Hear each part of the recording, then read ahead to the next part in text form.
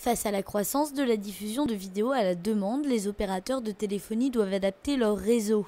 La société Broadpeak, créée à Cesson-Sévigné en 2010, propose ainsi des solutions de logiciels destinées à optimiser la diffusion des contenus dans les foyers.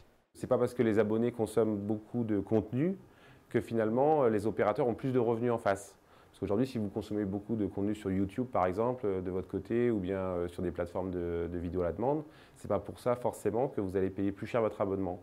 Donc les opérateurs ont besoin aujourd'hui d'aide pour voir comment ils vont développer des services innovants, oui, bien sûr, mais comment ils vont le faire avec un coût contrôlé et puis avec des nouveaux moyens de générer du chiffre d'affaires.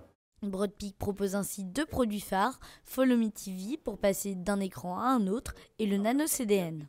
L'abonné peut commencer à visionner sur sa télévision un film en vidéo à la demande. Disons que pour une raison ou une autre, l'abonné doit quitter l'écran principal. Donc il a la possibilité de quitter ce contenu et de le retrouver sur un autre écran qui lui appartient. Donc il va appuyer sur le bouton Resume pour redémarrer l'émission.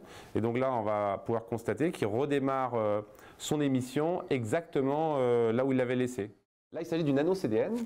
Le Nano CDN, c'est un logiciel qui est installé sur les box des opérateurs au moment de la fabrication et qui permet aux opérateurs d'économiser des coûts énormes d'infrastructure puisque, en fait, au lieu de déployer des milliers de serveurs dans leur réseau, ils vont pouvoir transformer les millions de box qu'ils ont déployés chez leurs abonnés comme des serveurs de streaming.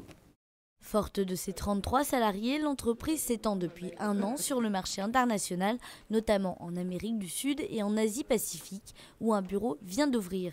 Mathias Gill rejoindra bientôt Julien Krogeneck, déjà en poste à Singapour. Le principe, c'est déjà dans un premier temps essayer de se faire connaître des clients qui sont là-bas, de l'ensemble des opérateurs de la zone Asie-Pacifique.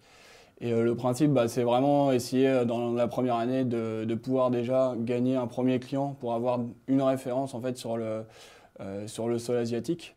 La start-up réalise d'ores et déjà 32% de son chiffre d'affaires à l'international et compte embaucher une dizaine de personnes d'ici la fin de l'année afin de poursuivre son développement.